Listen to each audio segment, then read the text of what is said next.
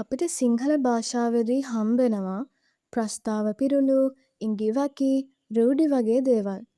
උදාහරණ විදිහට ඉඟුරු දීලා මිරිස් ගත්තා වගේ, ගහෙන් වැටුණ මිනිහට ගොනා එන්නා වගේ, නරියට මිදි තිත්තයි කිව්වා වගේ. ඉතින් අපිට ඉංග්‍රීසි භාෂාවේදී මේ වගේ දේවල් හම්බ වෙන්නේ නැද්ද? අනිවාර්යෙන්ම හම්බෙනවා.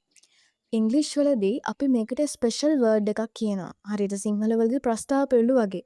ඒ තමයි ඉඩියම්ස්.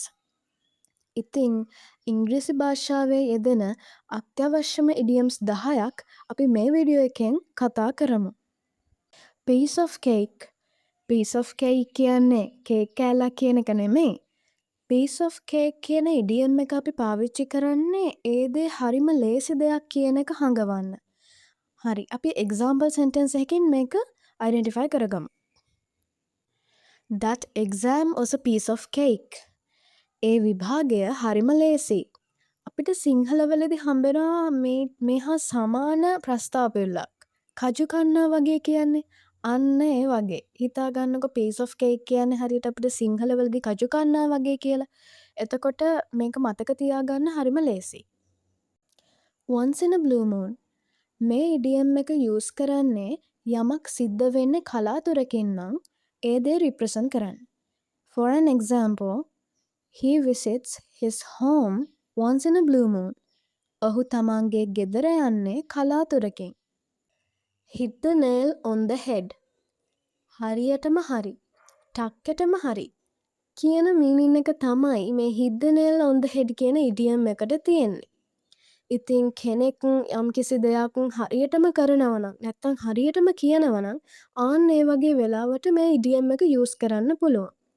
Example sentence එකක් විදිහට My teacher hit the nail on the head when she said I lose focus because I overthink. මම වැඩිපුර හිතන්න ගිහින් අවධානය නැති කරගන්නවා කියලා මගේ ටීචර් කිව්ව කතාව හරියටම හරි. The ball is in your court. මේක හරිම ෆේමස් ඉඩියම් එකක්.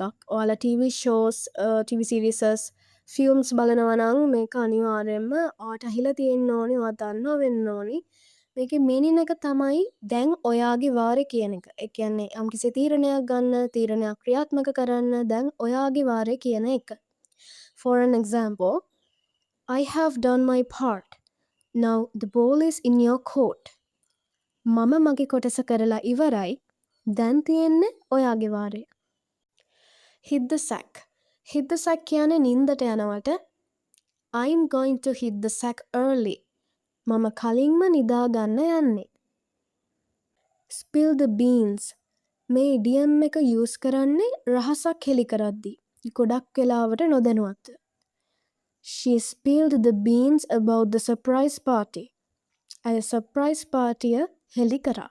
නොදැනුවත්ව වෙන්නත් පුළුවන්, දැනුවත්ව වෙන්නත් පුළුවන්. Spill the tea. මේ ඉඩියම් එක යූස් කරන්නේ ඕපදූපයක් කියද්දී නැත්තම් ඕපදූපයක් අහගන්න ඕනේ වුණාම Come on, spill the tea.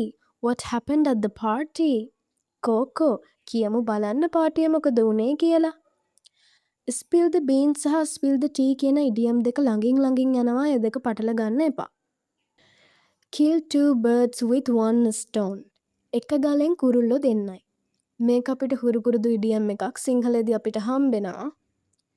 By walking to school, she saves money and stay healthy. She kills two birds with one stone. පාසලට ඇවිදගෙන යාමෙන් ඇය මුදල් ඉතිරි කරනවා මෙන්ම සෞඛ්‍යමත් වෙනවා. එක ගලෙන් කුරුල්ලෝ දෙන්නයි. Ring a bell. මේ ඉඩියම් එක යූස් කරන්නේ මොන වගේ වෙලාවටද? අපිට යමක්, යමෙක් නැත්නම් යම් ස්ථානයක් හුරු පුරුදුයි වගේ දැනෙනවා නම් ආන් ඒ වෙලාවට අපිට මේ ඉඩියම් එක යූස් කරන්න පුළුවන්. Does that name ring a bell? ඒ නම අහලා පුරුදුයිද? On cloud 9. ඉතාමත් සතුටින් ඉන්න වෙලාවක යූස් කරන්න පුළුවන් ඉඩියම් එකක්. She was on cloud 9 after the exam results. ඇය විභාග ප්‍රතිඵල වලින් පසු ඉතාමත් සතුටින් පසු වුණා. Native speaker කෙනෙක් වගේ ඉංග්‍රීසි කතා කරන්න නම් මේ ඉඩියම්ස් ගැන තියෙන දැනුම අනිවාර්යයි. It's a must. ඉතිං අද වීඩියෝ එකෙන් ඔයාලට ඉඩියම්ස් ගැන යම් කිසි අයිඩියා එකක් ලැබුණනම් ඒක ලොකු ජයග්‍රහණයක්. එහෙනම් subscribe for more!